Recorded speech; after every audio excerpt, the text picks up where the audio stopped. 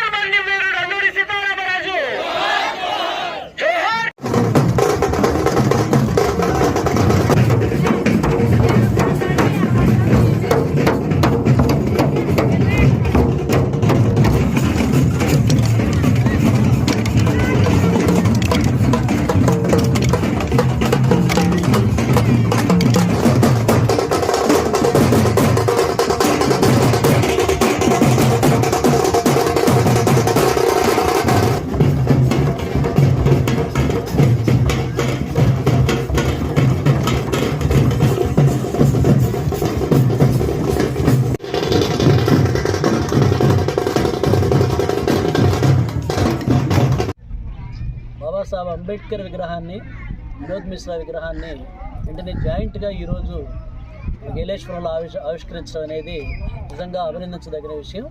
అందుకు CPIML Vinod Mishra group వారిని నేను అభినందిస్తున్నాను.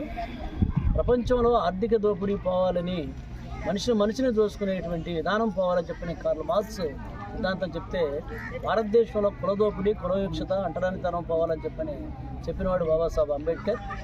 బాబాసాహెబ్ అంబేద్కర్ జీవితాన్ని పాఠ్యపుస్తకంలో పొందుపరిచి 6వ తరగతి నుంచి 10వ తరగతి వరకు విద్యార్థులందరికీ నేర్పించాల్సిన అవసరం ఎంతో ఉంది.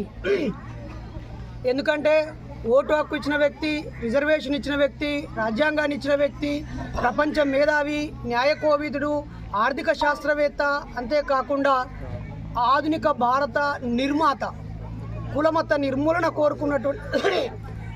నిర్మూలన కోరుకున్నటువంటి ఒక గొప్ప దార్శనికుడు బాబాసాహెబ్ అంబేద్కర్.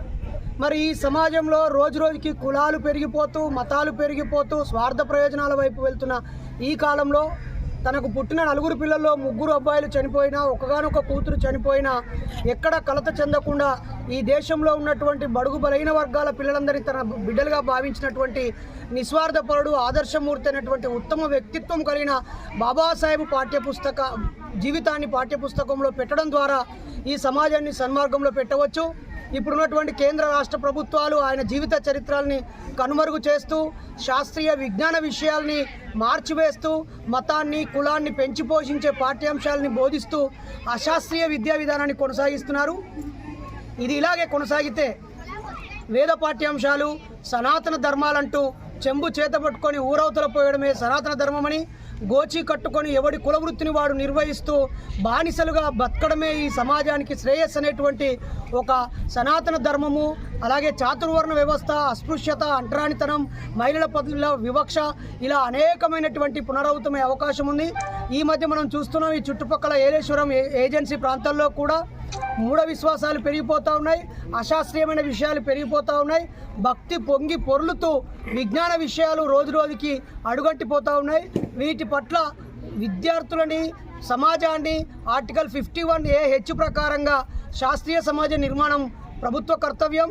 పౌరులందరూ కూడా దోపిడీని, పీడనని పోగొట్టాలని, మానవ హక్కుల్ని కులాలు, మతాలు, ఈ భక్తి కాలరాస్తున్నాయని, వాటన్నిటిని పునరుద్ధరించాలంటే శాస్త్రీయ విద్య, సమాన విద్య, ఈ మహానుభావుల యొక్క చరిత్రల్ని పాఠ్యపుస్తకాల్లో పెట్టాలని, అలాగే రాజకీయ నాయకులు కూడా మతాన్ని రాజకీయాల నుంచి వేరు చేసి ఈ సమాజాన్ని కాపాడాలని, కులంని నిర్మూలన దిశగా ప్రభుత్వాలు తగిన చర్యలు తీసుకోవాలని, మూఢనమ్మకాల నిర్మూలన పైన కూడా ప్రభుత్వం చర్యలు తీసుకోవాలని ఈ సందర్భంగా కోరుతా ఉన్నాను.